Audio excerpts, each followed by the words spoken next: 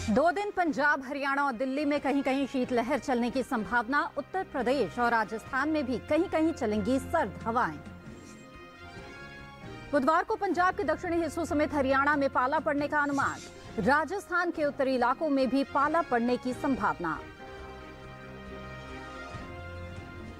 2 दिन तमिलनाडु, पुडुचेरी और कराईकल में कहीं कहीं काफी भारी बारिश का अंदेशा।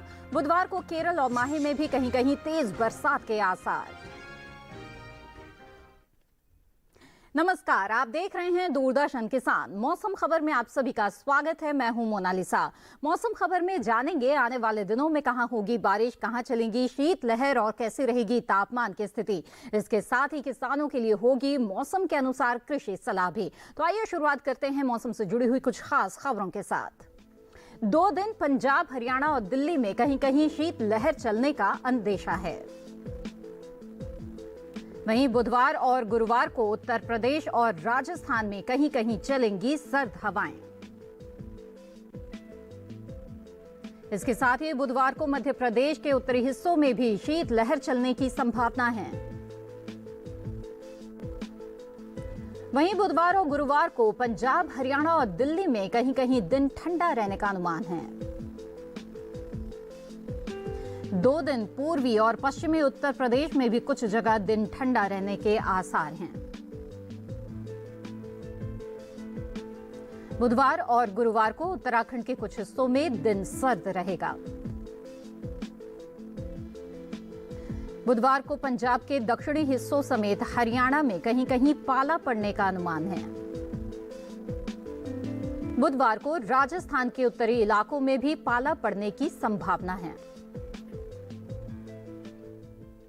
आगे बढ़ते हैं और आइए डालते हैं नजर बारिश के अनुमान पर और जानते हैं कि अगले 2 दिन कहां होगी बारिश और कहां रहेगा मौसम साफ।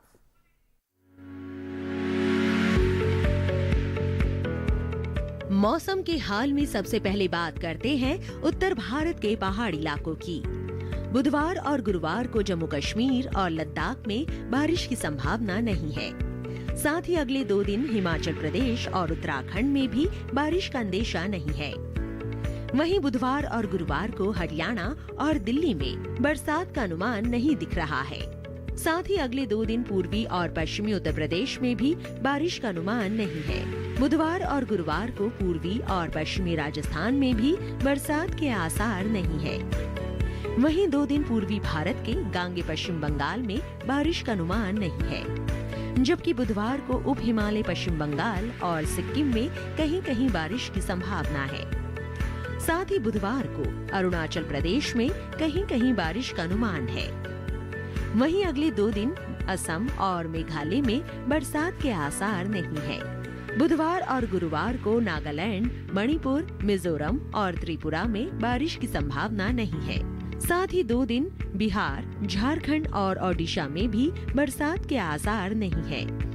अगर मध्य भारत की बात करें तो बुधवार और गुरुवार को पूर्वी और पश्चिमी मध्य प्रदेश में बारिश की संभावना नहीं है।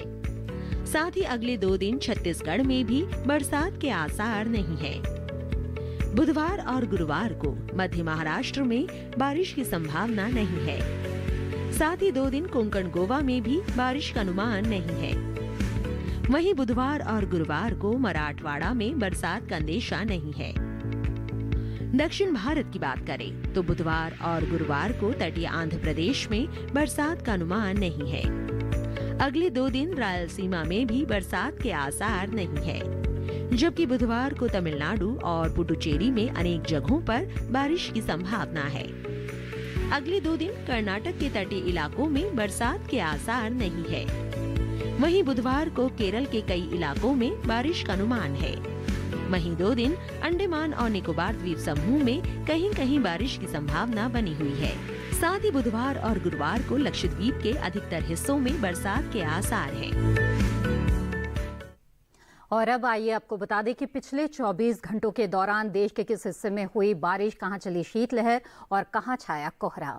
सबसे पहले पिछले 24 घंटों के दौरान बारिश पर नजर डालें तो तमिलनाडु, पुडुचेरी और कराईकल में कहीं कहीं जोरदार बरसात हुई। इसके साथ ही केरल और माहे में भी जमकर बादल बरसे। दक्षिण कर्नाटक के भीतरी इलाकों में भी इस दौरान बारिश हुई। वहीं अगर बात करें पूर्वोत्तर की, तो यहाँ पर आपको बता दें कि अरुणाचल प्रदेश में कुछ जगहों पर बरसात हुई। इसके साथ ही उप हिमालय, पश्चिम बंगाल और सिक्किम में भी कहीं कहीं बारिश हुई। असम और मेघालय में भी कहीं कहीं बादल बरसे।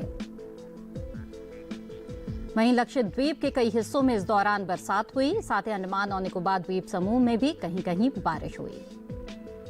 और बात करते हैं शीतलहर की। हरियाणा और दिल्ली में कहीं कहीं शीतलहर चली।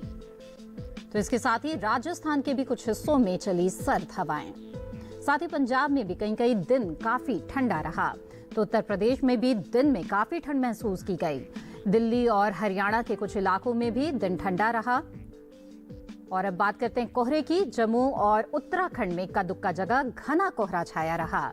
पंजाब, हरियाणा और दिल्ली में कहीं कहीं छाया घना कोहरा। इसके साथ ही पश्चिमी राजस्थान में कहीं कहीं काफी घना कोहरा देखने को मिला। आपको बता दें कि इस दौरान उत्तर प्रदेश में भी इक्का दुक्का जगह बेहद घना कोहरा छाया रहा। साथ ही उप हिमालय, पश्चिम बंगाल और सिक्किम में भी कहीं कहीं घना कोहरा देखा गया।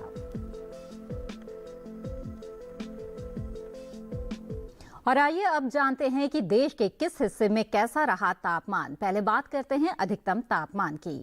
विदर्भ के कुछ हिस्सों में अधिकतम तापमान सामान्य के मुकाबले 5 डिग्री ऊपर दर्ज किया गया। छत्तीसगढ़ के कुछ इलाकों में अधिकतम तापमान सामान्य के मुकाबले 5 डिग्री ज्यादा रहा। साथ ही ओडिशा में भी कुछ जगह अधिकतम तापमान सामान्य के मुकाबले 5 डिग्री ऊपर दर्ज किया गया। हिमाचल प्रदेश में भी कहीं कहीं अधिकतम तापमान सामान्य के मुकाबले 5 डिग्री अधिक रहा। तो वहीं झारखंड के ज्यादातर इलाकों में अधिकतम तापमान सामान्य के मुकाबले 3 से 5 डिग्री अधिक रहा। जबकि पंजाब के ज्यादातर इलाकों में अधिकतम तापमान सामान्य के मुकाबले 5 डिग्री नीचे दर्ज हुआ। पश्चिमी उत्तर प्रदेश के भी कई हिस्सों में अधिकतम तापमान सामान्य के मुकाबले 5 डिग्री कम रहा। वहीं हरियाणा और दिल्ली में कई जगह अधिकतम तापमान सामान्य के मुकाबले 3 से 5 डिग्री नीचे दर्ज किया गया। देश के मैदानी इलाकों में सबसे ज्यादा तापमान कोंकण गोवा के रत्नागिरी में 35.3 डिग्री सेल्सियस दर्ज किया गया।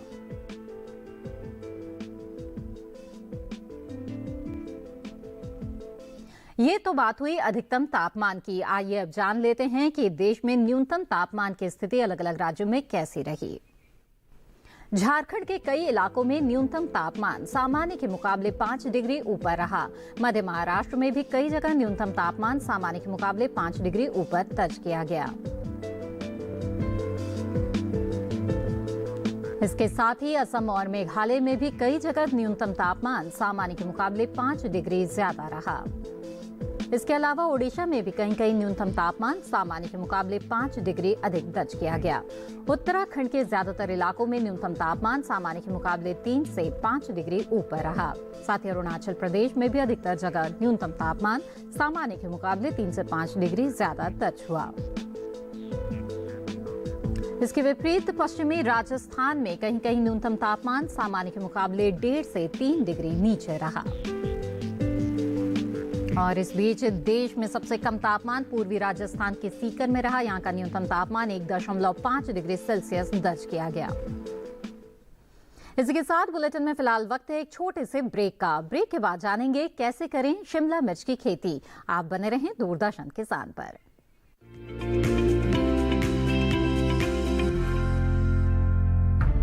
विपदा कोई भी हो, पर किसान है सुरक्षित। AIC है ना।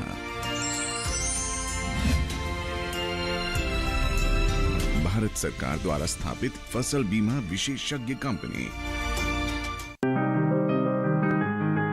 बीमारियों से कैसे बचेगी फसल? मवेशियों की मुश्किलों का क्या है हल? कहां से लाएं बीज, कितनी लगेगी खाद? किसानों के हर फोन का विशेषज्ञ देंगे जवाब।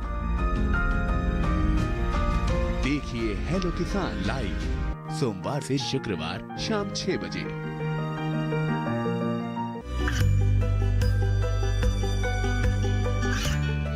गांवों और पिछड़े क्षेत्रों में सरकारी योजनाओं की जानकारी पहुंचा।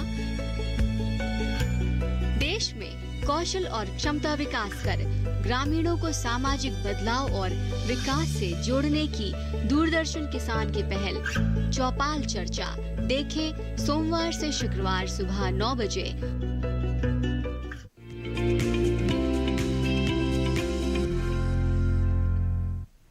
ब्रेक के बाद आप सभी का फिर से स्वागत है। आप देख रहे हैं मौसम खबर।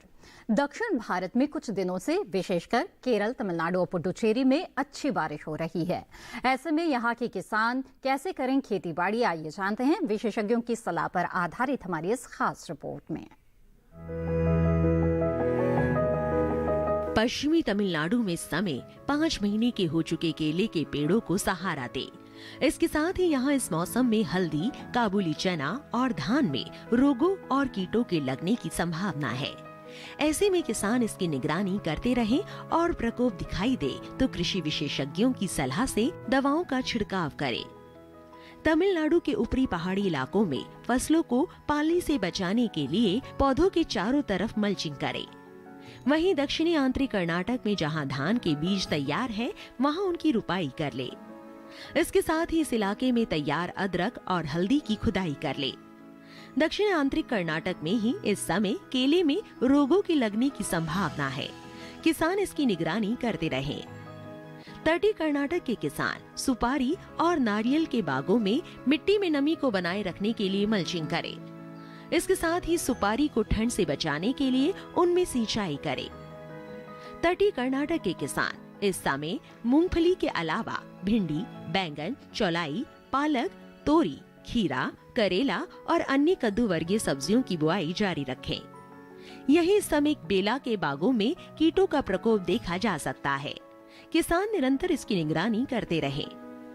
वहीं उत्तरी आंतरिक कर्नाटक में मूंगफली, तरबूज और खरबूजे की बुआई करते रहें। इसके साथ ही यहाँ गेहूं, काबुली चना और कुसुम में से खरपतवार हटाएं। उत्तरी आंतरिक कर्नाटक में ही अगेती कपास और मिर्च अब तैयार है। किसान समय से कपास की चुनाई और मिर्च की तुड़ाई करें। केरल के मध्यवर्ती इलाके के किसान काली मिर्च को रोगों से बचाएं। इसके साथ ही उत्तरी केरल में इस समय केले की पत्तियों में रोगों का प्रकोप बढ़ सकता है। ऐसे में बचाव के लिए किसान प्रभावित पत्तियों को काटकर उसे जला दे। वहीं दक्षिणी केरल में चौलाई की बुआई कर ले। मौसम के अनुरूप और कृषि वैज्ञानिकों की सलाह से खेती करना हमेशा फायदे का सौदा रहता है। इस मौसम में किसान शिमला मिर्च की रोपाई कर सकते हैं। रोपाई करते समय विशेषज्ञों की सलाह भी ले तो निश्चित तौर पर आप अच्छी पैदावार ले पाएंगे। शिमला मिर्च की रोपाई से जुड़ी ज्यादा जानकारी के लिए आइए देखते हैं ये रिपोर्ट।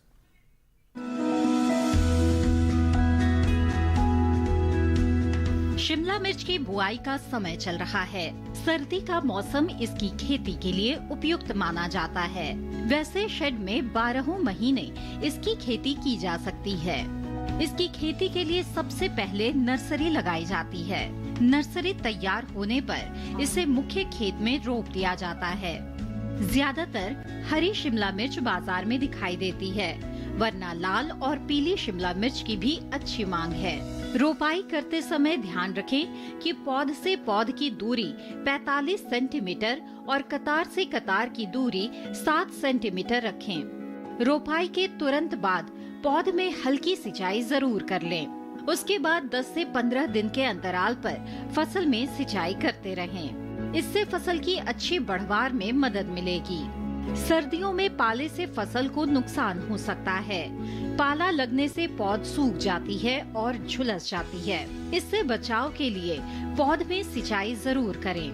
पाला पड़ने पर पौधे में मौजूद पानी जम जाता है और सिंचाई करने से ऐसी स्थिति से बचा जा सकता है। इसके अलावा पाले से फसल को बचाने के लिए 2 ग्राम सल्फर को 1 लीटर पानी में मिलाकर छिड़काव करें। सल्फर के छिड़काव से पौधों में गर्मी बनी रहेगी। इसके अलावा शिमला मिर्च की फसल में सफेद मक्खी के हमले का खतरा रहता है। इससे बचाव के लिए दवा का छिड़काव विशेषज्ञ की सलाह से ही करें। इसके अलावा सफेद मक्खी से बचाव के लिए नेट हाउस में शिमला मिर्च की रोपाई करना बेहतर रहता है। और आइए आगे बढ़ते हैं और आपको बता दें कि मौसम को ध्यान में रखते हुए खेती किसानी की किन किन बातों का ख्याल रखें। उत्तरी गुजरात के किसान गेहूं और सरसों में निराई गुड़ाई करें। उत्तरी गुजरात में तरबूज की बुआई इस वक्त किसान कर सकते हैं।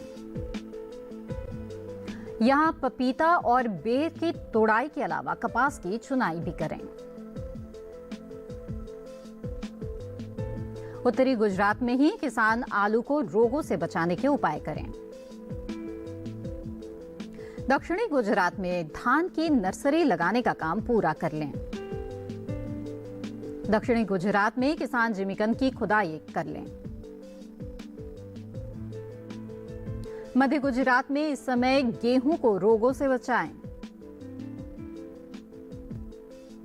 यहां पर केले को तेज हवा से बचाने के लिए उसके आसपास ढैंचा लगाएं।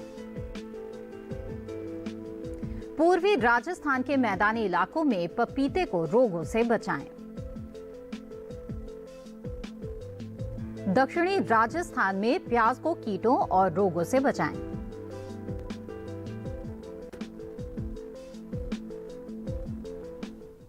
और इसी के साथ मौसम खबर में वक्त है एक और छोटे से ब्रेक का। आगे डालेंगे नजर मौसम और खेती से जुड़ी और कुछ खास बातों पर। आप बने रहें दूरदर्शन किसान के साथ।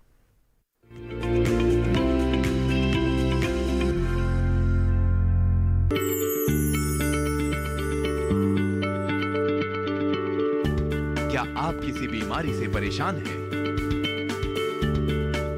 चाहते हैं डॉक्टर की सलाह? तो हम हैं आपके साथ। बताएंगे आपको जीने की राह।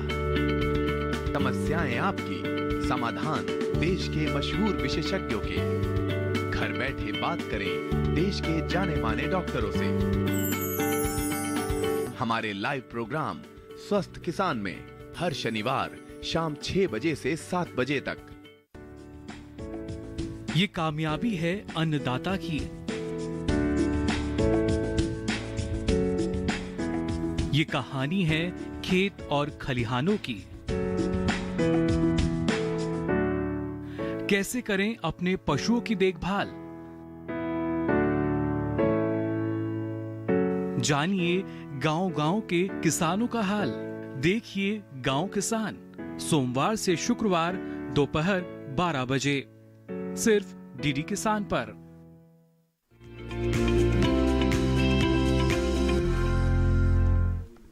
ब्रेक के बाद आप सभी का फिर से स्वागत है। आइए अब जान लेते हैं कि मौसम के लिहाज से आप कौन कौन से कृषि कार्य इस वक्त कर सकते हैं। कोंकण के किसान अरहर की कटाई करते रहें। कोंकण में ही इस समय काजू को कीटों से बचाने के उपाय करें। मध्य महाराष्ट्र में मूंगफली की बुआई के लिए खेत तैयार करें। कोल्हापुर में खेतों से पानी निकालने की व्यवस्था करें। मराठवाड़ा में इस समय अरहर की कटाई जारी रखें। मराठवाड़ा में केले को रोगों से बचाने के उपाय करें।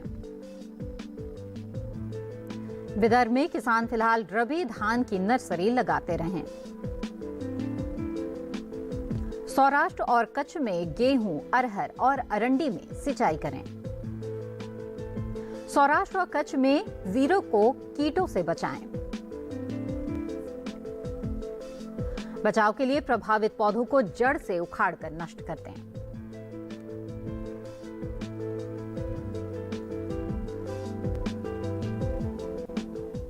और आइए अब बुलेटिन में नजर डाल लेते हैं मौसम की कुछ अहम झलकियों पर।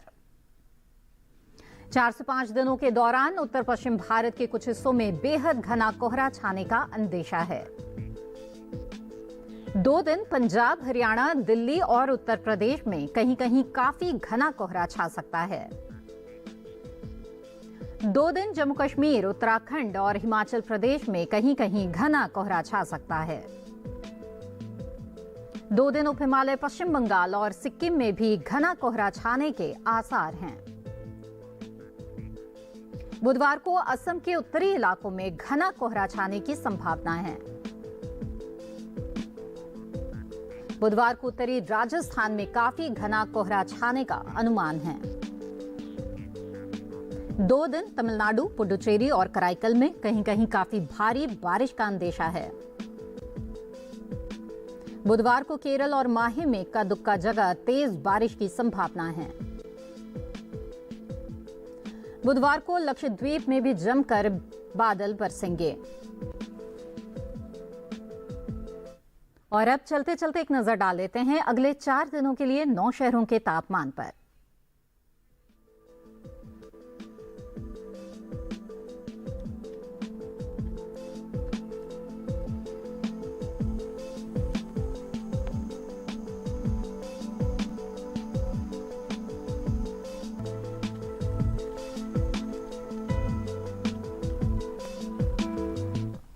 और इसी के साथ मौसम खबर में बस इतना ही। उम्मीद है कि मौसम खबर से आपको मदद मिल रही होगी। मौसम का ताजा हाल और कृषि सलाह के साथ फिर होंगे हाजिर। आप बने रहें दूरदर्शन किसान पर। नमस्कार।